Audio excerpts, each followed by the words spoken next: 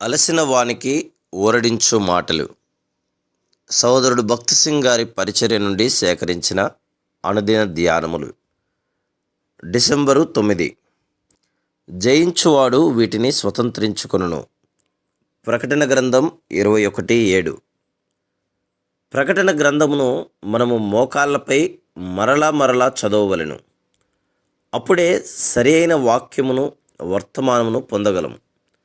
దీని ముఖ్య ఉద్దేశము జయించు జీవితమును ఎట్లు జీవించవలనో, తద్వారా నూతన సృష్టికి సంబంధించిన విషయములన్నిటినీ పొందుటకు ఎట్లు అర్హులమగుదుమో బోధించును.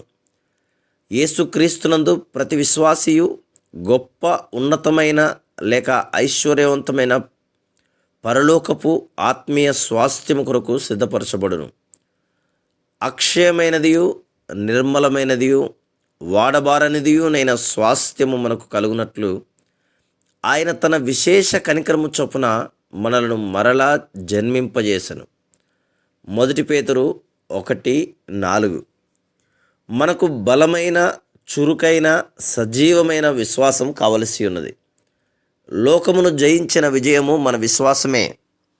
ఇటువంటి బలమైన, చురుకైన విశ్వాసమును మనలో నుంచుటకు దేవుడు ఎన్నో విషయములను వాడుకొనును. ఇటువంటి విశ్వాసం కొరకు మనం పరీక్షించబడిన అగ్ని వంటి అనేక అనుభవముల ద్వారా వెలుటకు ఇష్టపడవలను. నేటి దినములలో ప్రభువు మీలో కొందరిని ఇటువంటి అగ్ని వంటి శ్రమల ద్వారా తీసుకుని వెలుచుండవచ్చును. ప్రభువు నన్ను శిక్షించుచున్నాడని తలంచవద్దు.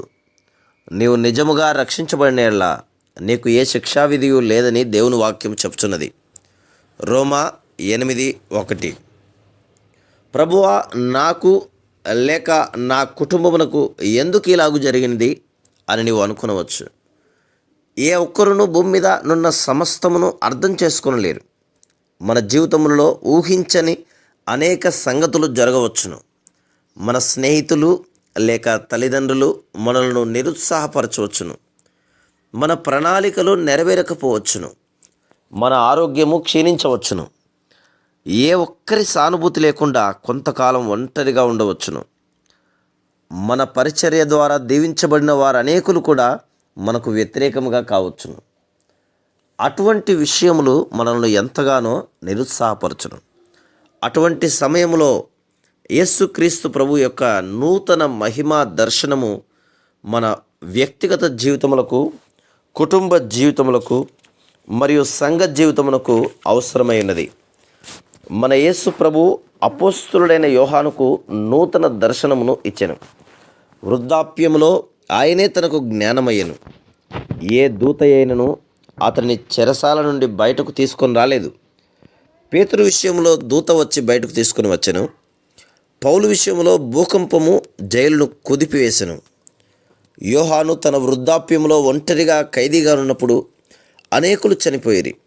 చాలామంది దేమా వలె దారి తొలగిపోయిరి. ఇటువంటి దుఃఖకరమైన వార్తలు అతనిని ఇంకనూ కృంగజేసెను.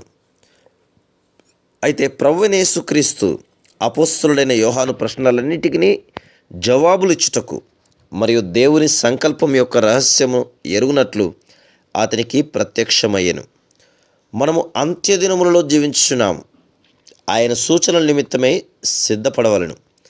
ఈ సంగతులు జరగవలసి ఉన్నవి గనుక ఆశ్చర్యపడక వీటిని ఎదుర్కొనుటకు సంసిద్ధపడవలెను. Praise the lord.